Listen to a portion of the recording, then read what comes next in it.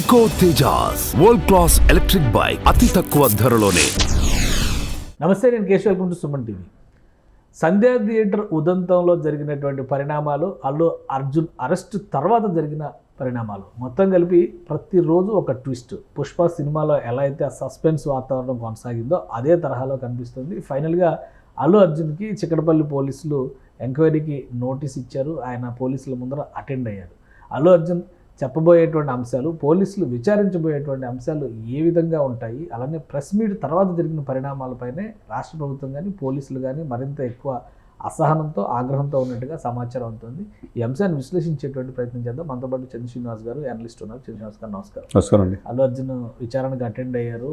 అసలు ఇది ఎవరు ఊహించాలి అంటే, ఆయన ఇంటరిమ్ బెయిల్లో ఉన్నారు కాబట్టి బెయిల్ రద్దు కోసం బహుశా ఇవాళ పిటిషన్ మూవ్ అవుతుంది, పోలీసులు మూవ్ చేస్తారు అని అందరూ అనుకున్నారు. సడన్గా 11 గంటలకి ఎంక్వైరీకి పిలిచారు. సో ఆయన కూడా బయలుదేరి వెళ్ళారు. అర్ధరాత్రి అంతా న్యాయ నిపుణులతో, ఆయన సంబంధించినటువంటి లాయర్లతో ఏ ప్రశ్నలు అడగవచ్చు, ఏం సమాధానం చెప్పచ్చు, వీటన్నిటి మీద కూడా డిస్కషన్స్ జరిగినాయని చెప్పిన వార్తలు వస్తున్నాయి. సో ఏం జరగవచ్చు అంటే, చిక్కడపల్లి రాజు నాయక్ స్టేషన్ హౌస్ ఆఫీసరు మీరు అన్నట్టు నోటీస్ రాత్రి 11 గంటలకి వెళ్ళినమాట వాస్తవం.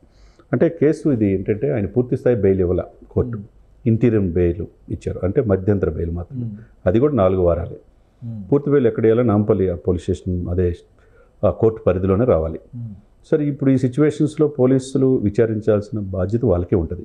పోలీసులు విచారణకు హాజరు కావాల్సిన బాధ్యత కూడా అల్లు అర్జున్ గారికి ఉంటుంది. నేను హాజరు కాను అంటే మళ్ళీ అది రివర్స్ అవుతుంది.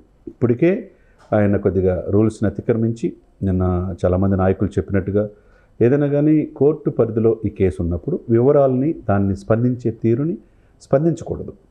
మరి ఇప్పుడు మాకు లాయర్లు చెప్పారు, మేము సీతేజను పలకరించలేకపోయాం, గొడవ ఇద్దని చెప్పి తెలిసినప్పుడు ఇది కూడా ఆ లాయర్లు మాట్లాడమని చెప్పి ఆ లాయర్ని పక్కన కూర్చోబెట్టుకొని ఇచ్చిన సలహా మేరకు వాళ్ళు ఇచ్చిన వొకాబులరీ రాసుకుని అవే పదాలు మళ్ళీ ఆయన చెప్పి అదేదో రాసి పంపించారు. సరే, అది మనకు కనపడింది, అక్కడ ఒక తప్పు జరిగింది, అది స్పందించకుండా ఉండాల్సింది. స్పందించకుండా ఒక లెటర్ రూపాయన జరిగిపోయింది, క్షమాపణ కోరి ఉంటే ఇందాక వచ్చేది కాదు. సరే, ఏదైనా వాళ్ళు కూడా ఫెస్టేజ్కి తీసుకున్నారు పోలీసులు. ఏసీపీ రమేష్ కుమార్ అండ్ డీసీపీలు వాళ్ళ ఆధ్వర్యంలో చిక్కడపల్లి రాజు నాయకుల పరిధిలో జరుగుతుంది. దీనికి సంబంధించి వాళ్ళ ఆయన్ని కూడా అశోక్ రెడ్డి గారు వెళ్ళారు, తన మామగారు చంద్రశేఖర్ రెడ్డి గారు, నాన్నగారు అల్లు అరవింద్ గారు కూడా ఆయనతో పాటు వెళ్ళింది మనకు కనపడుతున్నాయి. సరే, ఏదైనా కానివ్వండి, విచారించే హక్కు పోలీసులకు ఉంటుంది. ఇప్పుడేంటి, అన్నీ కూడా ఆధారాలు ఉన్నాయి. ఆయన ఎన్ని గంటల దాకా ఉన్నాడు, ఎన్ని గంటలకు ఎంటర్ అయ్యాడు, ఆయన చుట్టూ ఉంది ఎవరు, ఆయన పోలీసులు ఇప్పుడు ఆ క్లిప్పింగ్స్ కూడా వచ్చినాయి. ఆయన వెళ్ళి ఏసీపీ గారు వెళ్ళి రిక్వెస్ట్ చేయటం, ఆయన రానంటాం, తర్వాత డీసీపీ గారు ఎంటర్ అవటం, అప్పుడు బయటికి రావటం, బయటకు వచ్చిన అభివాదం చేయటం, ఇవన్నీ కూడా క్లిప్పింగ్స్. ఇవన్నీ ఏమంటారు, డాక్యుమెంటల్ ఎవిడెన్స్ అంటారు, సాక్ష్యాలు. ఇవే కోర్టులో కావాల్సింది. మరి ఈ పరిణామాల మధ్య ఆయనకి ఏం చేస్తారంటే, విచారించి మీరు ఎందుకు వచ్చారు, మీరు 4వ తారీఖు రిలీజ్ సినిమా, 3వ తారీఖు వస్తున్నామని చెప్పి ఇంటిమేషన్ టు సంధ్యా థియేటర్ యాజమాన్యం, వాళ్ళు చిక్కడపల్లి పోలీస్ స్టేషన్ పరిధిలో ఉంది కాబట్టి వాళ్ళు వద్దు, మేము కంట్రోల్ చేయమని చెప్పారు. ఆల్రెడీ చెప్పినప్పుడు ముందస్తుగా అంటే ఇక్కడ ఒక్కటి, ఇప్పుడు ఇదంతా అయిపోయింది ఆల్రెడీ. సంధ్యా థియేటర్ ఇష్యూ అయిపోయింది, ఆమె చనిపోయింది, తర్వాత ఆ పిల్లాడిని కాపాడే ప్రయత్నాలు ఇవన్నీ జరిగిపోతున్నాయి. ఒక వైపు నుంచి అల్లు అర్జున్కి సంబంధం లేకుండానే జరుగుతున్నాయి, కొంత ఇన్వాల్వ్మెంట్తో కూడా జరుగుతున్నాయి. కానీ ఇక్కడ వస్తున్న సమస్య ఏంటంటే, ఇంటరిమ్ బెయిల్లో ఉన్నటువంటి అల్లు అర్జున్ మీడియా సమావేశం పెట్టడం ద్వారా తన అభిప్రాయాలను వెల్లడించడం ద్వారా, ఎవరి మీద కోపం లేదంటూనే తన అభిప్రాయాలను వెల్లడించడం ద్వారా పోలీసులు మళ్ళీ ఇంకొక నోట్ రిలీజ్ చేసి, వీడియోలు రిలీజ్ చేసి, అసలు ఏం జరిగింది సీన్ టు సీన్ ఎక్స్ప్లెయిన్ చేసేటువంటి సిచ్యువేషన్ అల్లు అర్జునే క్రియేట్ చేశారు. ఇప్పుడు అల్లు అర్జున్ని విచారణ నిమిత్తం పిలిచిన తర్వాత, ఈ అంశాలపైన ప్రశ్నించిన తర్వాత, ఇంటరిమ్ బెయిల్లో ఉన్నప్పటికీ అదుపులోకి తీసుకోవడానికి ఎంతవరకు అవకాశం ఉంది? ఇప్పుడు అదుపులో తీసుకోరు, ఎందుకంటే ఆయన ఎక్కడ పారిపోయే వ్యక్తి కాదు, ఆ ఇంట్లోనే ఉంటున్నాడు.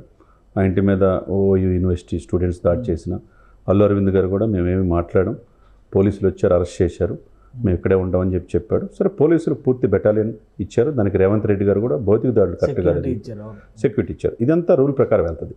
కాబట్టి ఇక్కడ ఏంటంటే, ఆయన దేశం విడిచిపెట్టి వెళ్తారనే ఇది ఉన్నప్పుడు, కేసు తీవ్రత ఇంకా ఎక్కువగా ఉన్నప్పుడు, ఈయన వల్ల ఈ యొక్క రాష్ట్రానికి, ఈ దేశానికి ఇబ్బంది కలిగిద్ది అనే ఆలోచన ఉన్నప్పుడు, లేకపోతే మనీ లాండరింగ్ కేసులు ఇట్లాంటి మల్టిపుల్గా ఉంటే మాత్రం ఆయన పాస్పోర్ట్ సీజ్ చేసుకుని లుకౌట్ నోటీసులు ఇచ్చి ఇప్పుడైనా పాస్పోర్ట్ సీజ్ చేసుకునే అవకాశం ఇప్పుడు హ్యాండ్ ఓవర్ ఎస్ ఇప్పుడు ఏమవుద్దంటే అండి 4 వారాలు ఇంటీరియం బెయిల్ మీద ఉన్నారు కాబట్టి కేసు విచారిస్తారు. అది ఎన్ని గంటలు ఇస్తారా విచారిస్తారా అక్కడున్న ఆల్రెడీ ఏదైతే ఎలా ఉంటుంది విచారణ అనేది చూపించారు. ఎవరో ఆనంద్ గారు ప్రత్యక్షంగా మనకు అందరికీ ఆల్రెడీ మొత్తం చూపించారు. ఎందుకు చూపించాల్సి వచ్చిందంటే ఈ రాష్ట్రానికి ముఖ్యమంత్రి ప్రథమ పౌరుడు, ఆయన గవర్నర్ ఎలా ఉంటారో ముఖ్యమంత్రి గారు ఈ గవర్నమెంట్ కస్టోడియన్గా ఉండాలి. మరి లా అండ్ ఆర్డర్ కూడా ఆయన చేతిలో ఉన్నప్పుడు అసెంబ్లీలో అడిగిన ప్రశ్నలు సమాధానం చెప్పింది సరే తప్పు జరిగిందని అంటే ఒక్క మాటతో పోయేది. లెటర్ రాసి ప్రెస్ మీట్ పెట్టి ఒక రకంగా తెలంగాణ రాష్ట్రాన్ని తెలంగాణ ముఖ్యమంత్రిని ప్రశ్నించినట్టే. అది దాన్ని ప్రెస్టేజ్గా పోలీసులు తీసుకున్నారు. పోలీసులు ఎవరు ప్రజలకు సంరక్షణలు. పోలీసులు మాదేం తప్పులేదు, మా మీదే మీరు ఇచ్చేస్తున్నారు అనేది వాళ్ళు కరెక్ట్గా ఉన్నారు. కాబట్టి ఇవన్నీ కూడా మినిట్ టు మినిట్ ఈరోజు అడిగే అవకాశం ఉంది. అది ఎన్ని గంటలైనా విచారణ హాజరవ్వాల్సిందే. ఆయనకు కావాల్సిన కూడా సదుపాయాలు కల్పిస్తారు. ఒకవేళ లేట్ అయితే రేపు కూడా మళ్ళీ పిలిచే అవకాశం పోలీసులకు ఉంటుంది. ఎందుకంటే వీళ్ళు ఛార్జ్షీట్లో నమోదు చేయాలి కదా. మళ్ళీ సెషన్స్ కోర్టు దాకా వచ్చేది. కేసు తీవ్రత రీత్యా మనిషి చనిపోయి ఉన్నారు రేవతి. కాబట్టి ఇందులో అంత ఎక్కువ అడగడానికి ఇప్పుడు లిక్కర్ స్కామ్ ఉంది ఢిల్లీలో, రోజుల తరబడి కవిత గారు అటెండ్ అయ్యేవారు. మళ్ళీ మరుసటి రోజు సాయంత్రం వరకు రాత్రి 7 గంటల వరకు 8 గంటల వరకు ఎంక్వైరీలు కొనసాగిన పరిస్థితి ఉంది.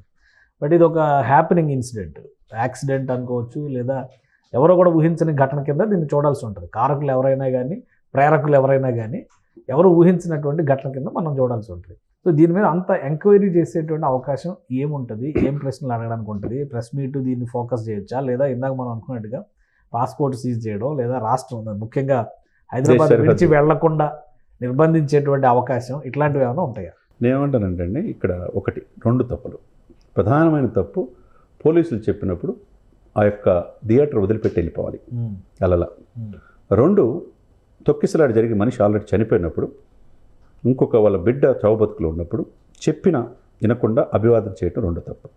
ఇవన్నీ కూడా తెలిసి కూడా తెలియనట్టుగా నటించడం కావచ్చు, సినిమాలో నటన కాదు కదా, నిజ జీవితంలో. ఇప్పుడు మీరు అన్నట్టు ఇదంతా పుష్ప 3 లాగా ఉంది ఈ సన్నివేశాలు. ఈ పుష్ప 2 ఆడుతుంటే బయట ఈ సన్నివేశాలు అట్లనే కనపడుతుంది పోలీసులు విచారించడం అన్ని కూడా.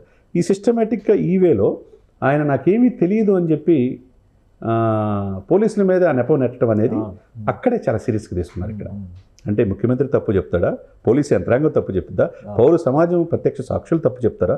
చివరికి కళ్ళమట్టు నీళ్ళు పెట్టుకున్న రాజు నాయక్ చివరి వరకు ప్రయత్నం చేశాను సార్, రేవతి ఇప్పుడు కూడా 15 రోజుల నుంచి నాకు నిద్ర పట్టలేదు, నాకు కళ్ళ ముందే చనిపోయింది, ఆ బిడ్డ ఆసుపత్రి వాళ్ళు కళ్ళ మండీలు పెట్టుకున్నారు. వాళ్ళు కూడా హ్యూమన్ బీయింగ్ సార్, వాళ్ళు ఉద్యోగాలు ఇచ్చే పోలీసు డ్రెస్ వేస్తారు, హృదయం ఉంటుంది కదా సార్, ఉదయం చెల్లించినట్టుగా ఆయన మాట్లాడు. ఇవన్నీ రీత్యా ఈయన ఏంటంటే బ్లండర్ మిస్టేక్ ఎక్కడ చేశాడంటే తప్పు జరిగింది వెళ్ళిపోండి, ఇంకెక్కువ ప్రాణ నష్టం కలగకూడదని వాళ్ళు అడిగినప్పుడు వెళ్ళకపోవటం, అక్కడే ఉండటం చాలా సమస్య.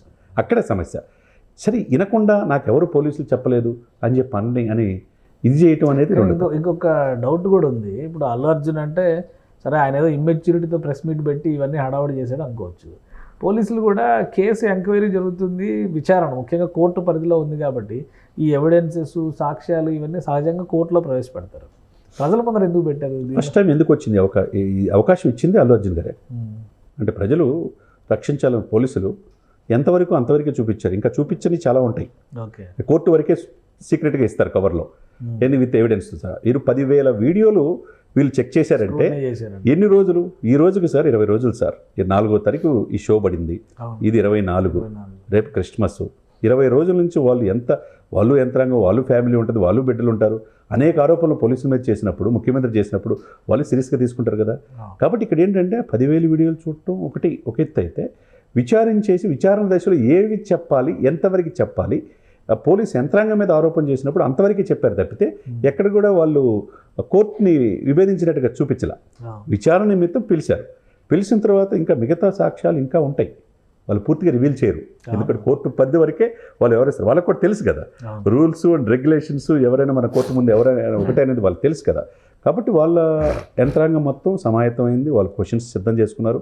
ఈయన కూడా అశోక్ రెడ్డి మీరు అన్నట్టు రాత్రి వాళ్ళు ఈయన కూడా ఫీడ్బ్యాక్ ఇచ్చి ఉంటారు. తర్వాత ఏమేమి మాట్లాడా తెలుసో తెలియదో, ఇప్పుడు అక్కడ జరిగినా నేను లేదు అంటాడు, నాకు చెప్పలేదు అని అంటాడు, చెప్పింది లేదనేది సాక్ష్యాలు ఇల్లు చూపించాలా. అదే సమయంలో ఆ మూర్తికి ఎవిడెన్స్ ఏమైనా ఇవ్వగలుగుతారా? ఇప్పుడు థియేటర్ లోపల చీకటిగా ఉంటుంది, సినిమా చూస్తుంటే వీళ్ళు వెళ్ళి చెప్పారు థియేటర్ బయట నుంచి లోపలికి వెళ్ళేవి మాత్రమే దృశ్యం, ఇంకా ఈ లేవు అంటున్నారు, లోపలవి లేవు అంటున్నారు. అది కోర్టు కన్సిడర్ చేయొచ్చా అక్కడ వరకు? అక్కడ వరకు వెళ్ళింది కూడా కనపడుతుందిగా, చెప్పినట్టే ఆయన చెప్పాడు ప్రధాన సాక్షి. వీడియోని సాక్ష్యంగా వీడియో సాక్షిగా పరిగణ తీసుకుంటారండి, డెఫినెట్గా తీసుకుంటారు. దీంతో పాటు ఇంకేమైనా వీడియోలు ఉన్నాయేమో అవన్నీ చూపించి ఈయనకి ఎందుకు వెళ్ళాల్సి వచ్చింది చెప్పినా అని చెప్పి అవన్నీ కూడా ఛార్జ్షీట్లు నమోదు చేసే అవకాశం ఉంది. ఫస్ట్ ఇన్ఫర్మేషన్ రిపోర్ట్లో FIRలో 105, 118/1 సెక్షన్స్ పెట్టారు. దాని తీవ్రత దృష్ట్యా ఈయనకి చెంచలగూడ జైలు ఆ రోజు వెళ్ళాడు. ఇప్పుడు ఇంటీరియర్ బెయిల్ మీద వచ్చాడు, పూర్తికాలం బెయిల్ రాలా. ఇది విచారణ జరుగుతున్న దశలో ఉంది. విచారణకు సహకరించాల్సిన బాధ్యత హీరో అయినా అల్లు అర్జున్కి వాళ్ళు ఎవరికైనా ఒకటే. కాబట్టి పోలీసులు విచారిస్తారు, విచారించే దశలో ఆయన అరెస్ట్ చేసే అవకాశం లేదు. కానీ ఆయన చెప్పినవన్నీ కూడా నమోదు చేసుకుంటారు. వాళ్ళు సాటిస్ఫై కాకపోతే మళ్ళీ పిలిచే అవకాశం ఉంటుంది అనమాట. Right. Thank you Jan Srinivas గారు విశ్లేషణ అందించినందుకు. ఇది అల్లు అర్జున్ పాస్పోర్ట్ సీజ్ చేసే అవకాశం ఉండొచ్చు, ఆయన హైదరాబాద్ విడిచి వెళ్లకుండా నిర్బంధించేటువంటి ఛాన్సెస్ కూడా ఉండొచ్చు. ఎందుకంటే జరుగుతున్నటువంటి పరిణామాలు చూసినా కానీ కేసు విషయంలో అల్లు అర్జున్ ఆల్రెడీ బెయిల్ పైన, ఇంటరిమ్ బెయిల్ పైన ఉండి ప్రెస్ మీట్ పెట్టడం అనేది ఒక పెద్ద దోషంగా కనిపిస్తుంది. మొత్తం వ్యవహారంలో రాష్ట్ర ప్రభుత్వం సీరియస్గా ఉంది, పోలీసు యంత్రాంగం సీరియస్గా ఉంది. కాబట్టి విచారణ నిమిత్తం ఒకరోజు పిలుస్తారా, 2 రోజులు పిలుస్తారా, పోలీసులకి అల్లు అర్జున్ సహకరించే విధానం పైనే మొత్తం వ్యవహారం ఆధారపడి ఉంటుందని చందు శ్రీనివాస్ గారు విశ్లేషిస్తున్నారు. ఇది special discussion. Keep watching. Suman టీవీలో మీ పర్సనల్ అండ్ బిజినెస్ ప్రమోషన్స్ కోసం కింది నెంబర్కి కాంటాక్ట్ చేయండి.